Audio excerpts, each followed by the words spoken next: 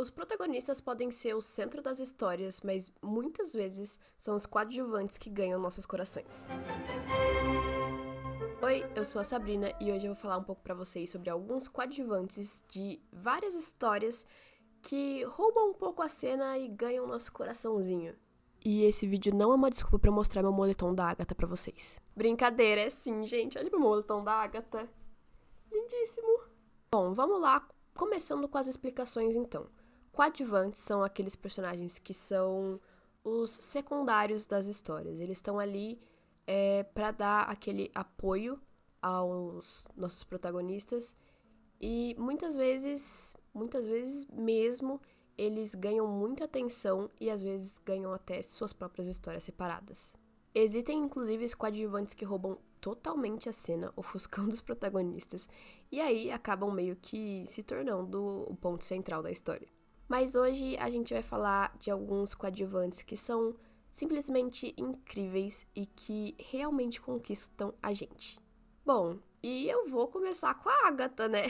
Agatha Volkman é coadjuvante de ordem paranormal, seja RPG, seja HQs. Ela é uma NPC que aparece na primeira história, basicamente a história que é investigada é a dela, e depois ela volta lá no finalzinho de O Segredo na Floresta. E desde então ela tem estado constantemente na Ordem, ajudando os nossos queridos investigadores em suas missões. Acontece que ela tem uma personalidade tão legal e uma história, um background tão complicado que ela acaba sendo uma personagem com diversas camadas que agrega muito nas histórias dos protagonistas de Ordem. Isso porque ela não é exatamente boazinha, ou pelo menos ela não era vista como boazinha. Pra Ordem, pessoas como ela, ocultistas, eram os vilões. Só que eles começaram a precisar de ocultistas para conseguir combater o paranormal. E a Agatha chega como a especialista em ocultismo dali, só que ela é uma adolescente.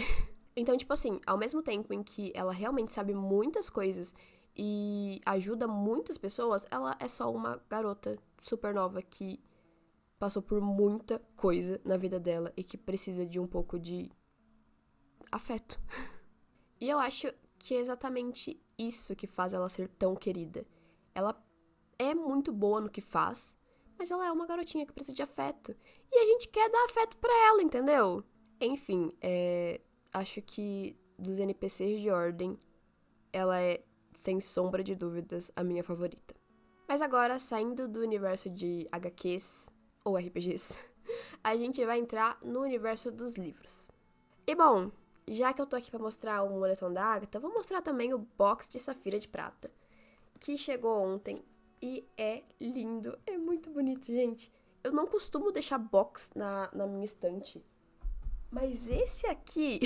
E por que eu tô mostrando esse querido, não é mesmo? Porque a gente vai falar agora das personagens mais icônicas de Safira de Prata.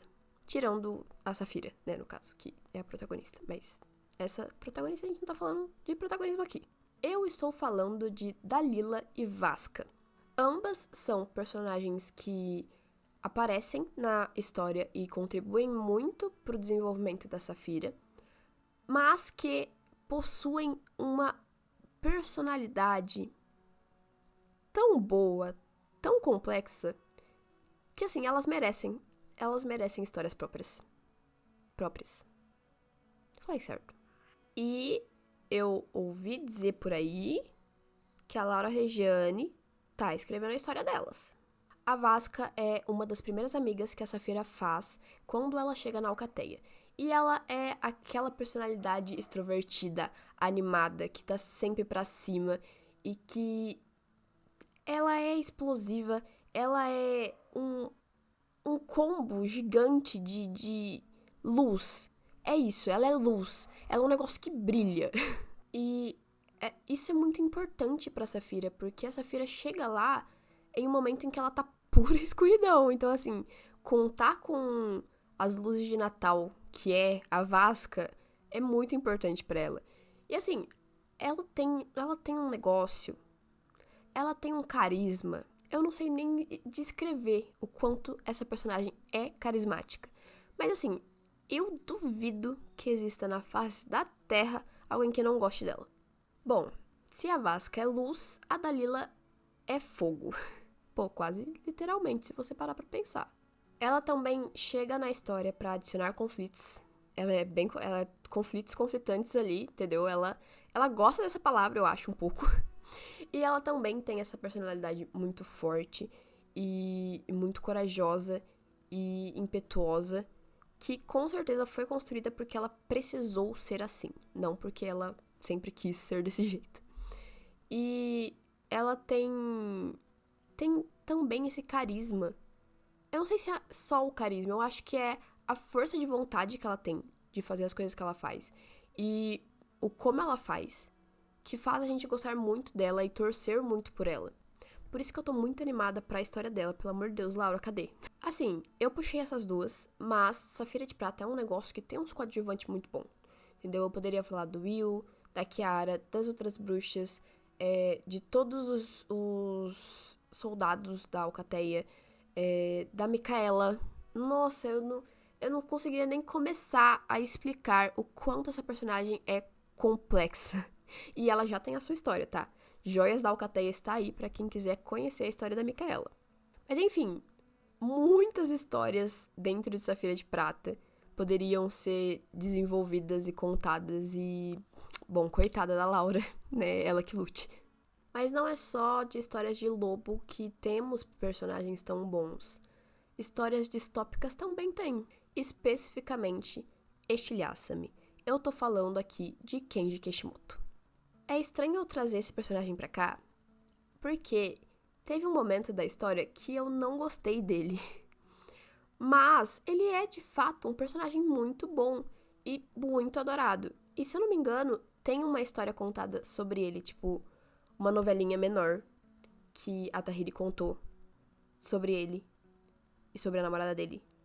Eu acho, eu ainda não tive a oportunidade de ler. Enfim, o Kenji, ele é um rebelde. Mas ele ali no comecinho faz parte dos soldados do Warner, né? Que são soldados do governo. Mas ele tá ali meio que infiltrado só. E ele fica ali como um amigo do Adam, num primeiro momento. Mas posteriormente como um amigo da Juliette, que vem a ser o seu melhor amigo depois. O momento que eu disse que eu não gosto dele é em Liberta-me. Liberta-me? É o segundo livro. Era o segundo livro. Porque ele vem com um discurso pra cima da Juliette, do tipo, é você que não tá conseguindo se encaixar, é você que não tá querendo ser feliz e tá se afundando e não sei o que, não sei o que. Quando ele não considera o quão difícil é pra ela estar naquele lugar e fazer as coisas que pedem pra ela fazer. Ele parece que não para pra pensar nisso em alguns momentos. E aí ele fala umas coisas que me incomodam bastante. É um discursinho meio tipo, você não tá feliz porque você não quer, sabe? Tipo, não é exatamente assim. Mas, tirando esse momento sombrio de sua vida, ele evolui muito depois. Ele é um dos personagens que mais entende a importância do Warner pra tudo aquilo e consegue aceitar ali de boa, mesmo depois de tudo que ele sofreu. Então, eu gosto muito que ele vai amadurecendo conforme a história. E isso não quer dizer que ele perca os seus traços menininho, super engraçadinho, porque ele é meio que o alívio cômico da história. Mas é legal você ter um personagem que é o alívio cômico e que, de certa forma, é tão bem construído e desenvolvido. Porque, como eu disse, ele não fica estagnado, ele evolui, ele amadurece, e isso é muito legal. Novamente, eu tô falando de uma história que tem vários coadjuvantes muito bons. Mas o Kenji, ele se sobressai, porque, tipo, é muito difícil não gostar dele. Realmente teve aquele momentinho, mas depois ele é muito cativante, é um personagem muito bom. E eu lerei a história dele, prometo. Eu vou falar de um Rise aqui. Rise? Rise? É assim que pronuncia? Não sei. Enfim, eu vou falar de um Rise, mas não é o que vocês estão pensando. Na trilogia Tons de Magia, a gente tem o nosso protagonista, a nossa protagonista, e o príncipe da Londres Vermelha, que é o Rhys. O Rhys, ele é o filho dos reis, né, da Londres Vermelha. Então, o príncipe. E ele considera o Kel, que é o protagonista, como seu meio-irmão. Até porque meio que eles foram criados dessa forma mesmo. Mas óbvio que lá no fundinho o Kel sempre não é de fato da família, pelo menos pros pais dele. Mas pro Rhys ele é, e é muito importante. Eles têm uma relação de irmandade muito bonita, de fato, uma coisa assim que eu achei um dos pontos altos da história. E ele tem essa personalidade que eu chamo de pisca-pisca de Natal. Eu já chamei a Vasca disso, mas eu vou explicar pra vocês o que eu considero um pisca-pisca de Natal. É basicamente aquela pessoa que é tão iluminada, brilhante, que ela meio que conforta todo mundo só de estar presente. E o Rhys é totalmente assim. Ele é muito alegre, ele é muito feliz e muito pra cima. E é óbvio que ele tem seus problemas, mas ele tá ali sempre tentando ver as coisas boas e tentando ajudar quem ele ama. E além disso, ele protagoniza o casal que mais me fez surtar nessa trilogia. Tipo, Kel e Lila, eu amo muito. Eles são maravilhosos. Só que Rhys e Alucard tem um negócio que eu não sei descrever. Então, acaba que eu queria, sei lá, talvez uma história só dele. Talvez um continho falando sobre como ele conheceu o Alucard. Eu acho que eu leria muitas. Nossa, eu ia amar ver os dois juntos mais uma vez. E compreender como o Rhys muda um pouquinho quando tá com o Alucard. Porque, tipo assim, sabe aquela pessoa que é super confiante pra cima, mas quando tá perto da pessoa que ela gosta, fica meio... insegura, sei o quê. Fofo. É fofo na ficção, tá, gente? Só, apenas. Que na vida real não é muito fofo. Mas na ficção é fofinho o fato dele, tipo, ficar todo desestabilizado quando o Alucard está no meio dos negócios, entendeu? Enfim, ele é um amor e eu acho que vale super a pena conhecê-lo e conhecer toda a trilogia de Tons de Magia. Vamos sair um pouquinho agora do mundo de livros e vamos para o mundo de séries, porque eu vou falar do Castiel. Gente, Supernatural é uma das minhas séries favoritas. Eu literalmente assisti todas as temporadas. Todas as 19.430. Brincadeira, são só... Eu esqueci quantas temporadas são, mas eu assisti todas elas. Só que quando eu comecei a assistir, eu já tinha visto alguns episódios aleatórios no SBT, eu acho. Então, eu já conhecia um pouco da história e eu já conhecia o Cass, eu já conhecia o Castiel. E eu fiquei muito triste em saber que ele só aparecia na 4ª temporada, porque eu fiquei 3 temporadas inteiras sem ver ele. E sempre foi meu personagem favorito. Pô, e daí que a maior parte dos problemas que aparecem na história meio que é por conta dele. E do que ele faz. E das escolhas que ele toma. Pô, nada a ver, assim. Que isso, ninguém liga muito pra isso. Realmente é complicado o fato de que muitas coisinhas, muitos conflitos começam por conta de uma escolha dele. Mas, ainda assim, ele é um personagem muito bom, muito apaixonante.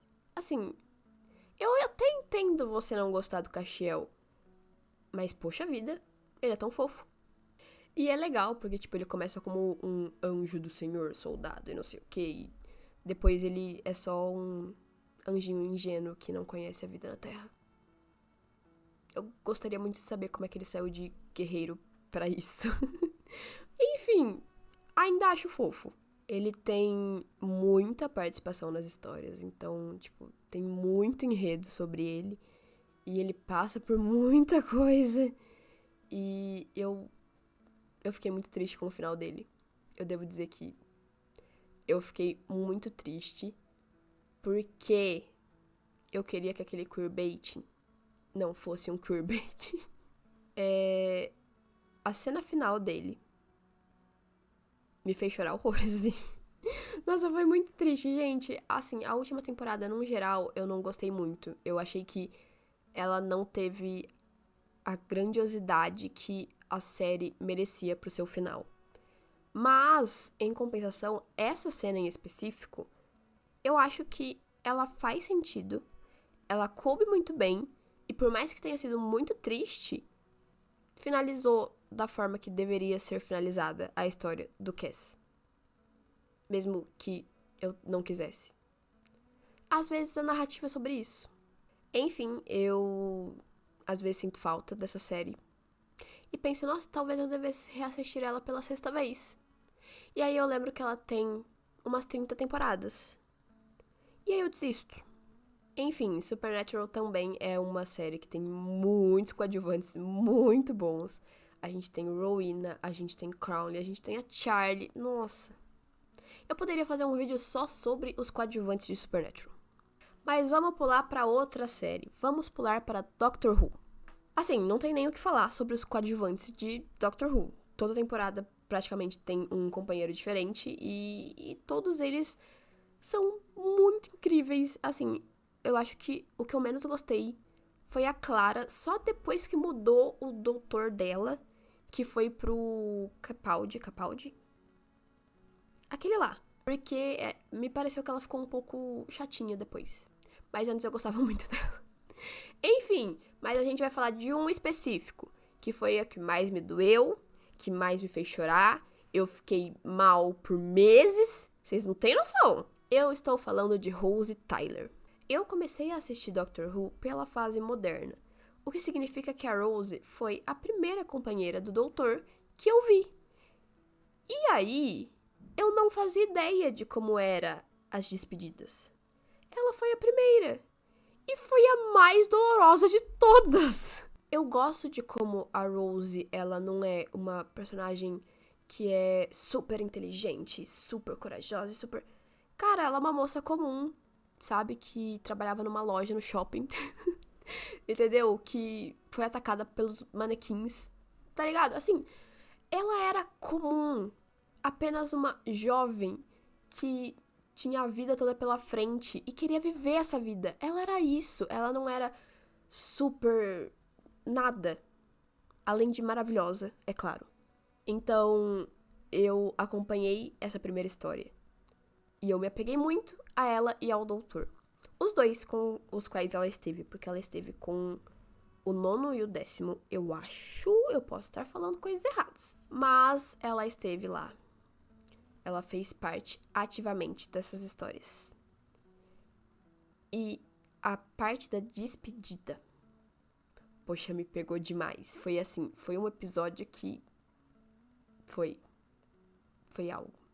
E eu acho que ela foi impactante também para outras pessoas, porque aquela despedida não é a despedida verdadeira, sabe? Então, ela volta de diversas formas, mas ela volta. E eu acho que isso significa que as pessoas gostavam dela também, ou assim eu espero. Mas é notável como a partida dela mudou aquele doutor. O que viu a partida dela, no caso. Que eu não vou falar o número porque talvez eu erre. Mas ele teve 2 outras companheiras depois. E nunca foi igual, sabe? Então, eu acho que eu não vi isso nos outros. Quando o doutor da Amélia perdeu a Amélia, ele realmente também, assim, ficou bem tristinho e tudo mais. Só que aí veio a Clara e não teve essa mudança tão drástica como teve com o doutor da Rose, sabe? Mesma coisa quando a Clara se foi e veio a Billy. E vai indo, porque são muitos doutores. Então, eu acho que a Rose realmente foi emblemática. Ela foi muito importante. E vez ou outra eu tenho vontade de reassistir por conta dela.